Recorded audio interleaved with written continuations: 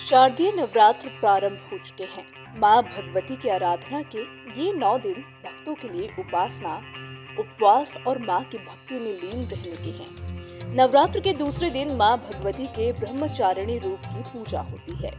मान्यता है कि जो भी भक्त सच्ची श्रद्धा से माँ ब्रह्मचारिणी की पूजा करते हैं, उन्हें अकाल मृत्यु का भय नहीं रहता।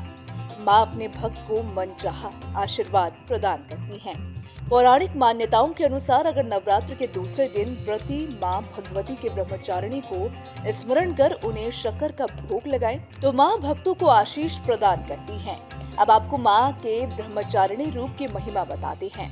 माँ का ब्रह्मचारिणी रूप अत्यंत भव्य और निराला है। चेहरे पर अविस्मरणीय तेज लिए माँ ब्रह्मचारिणी श्वेत वस्त्र में भक्तों को दर्शन देती हैं। माँ के एक हाथ में कमंडल और एक हाथ में माला है।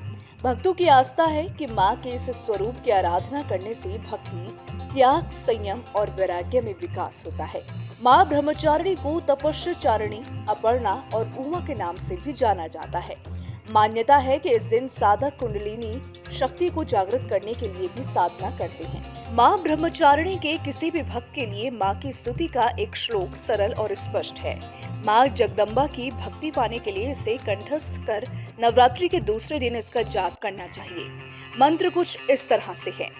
या देवी सर्वभूतेषु माँ ब्रह्मचारिणी रूपेण संस्थिता, नमस्तस्ये नमस्तस्ये नमस्तस्ये नमो नमः। अर्थात हे माँ, सर्वत्र विराजमान और ब्रह्मचारिणी के रूप में प्रसिद्ध अम्बे, आपको मेरा बार बार प्रणाम है, या मैं आपको बारंबार प्रणाम करता हूँ।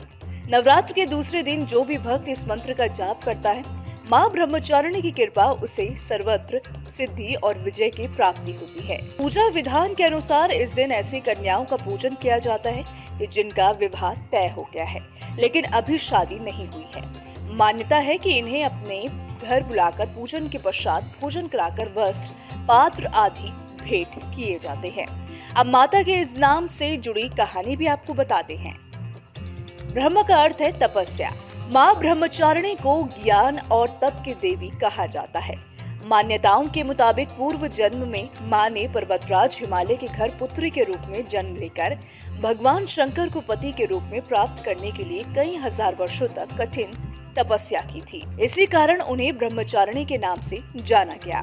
अब आपको पूजा विधान बताते हैं। सुबह जल्दी उठकर स्नान करें और साफ कपड़े पहनें। इसके बाद माता रानी को पंचामृत से स्नान कराने के बाद माँ दुर्गा के आगे ज्योति प्रज्वलित करें। इसके बाद एक हाथ में सफेद फूल लेकर माँ ब्रह्मचारिणी का ध्यान करें और माता रानी को अर्पित करें। इसके साथ उन्हें अक्षत, कुमकुम और सिंदूर भी चढ़ाएं। माँ दुर्गा को सफेद और सुगंधित फूल अर्पित करना शुभ माना जाता है। इसके साथ ही आप माता रानी को कमल का फूल भी अर्पित कर सकते हैं। इसके बाद माता रानी को भोग चढ़ाएं और सुपारी अर्पित करें। इसके बाद 3 बार अपनी जगह खड़े होकर घूमें और बाद में आरती करें। इसके बाद अनजाने में हुई भूल चूक भी क्षमा मांगे और प्रार्थना करें। इसके बाद सभी में प्रसाद बांटे। Team news nation.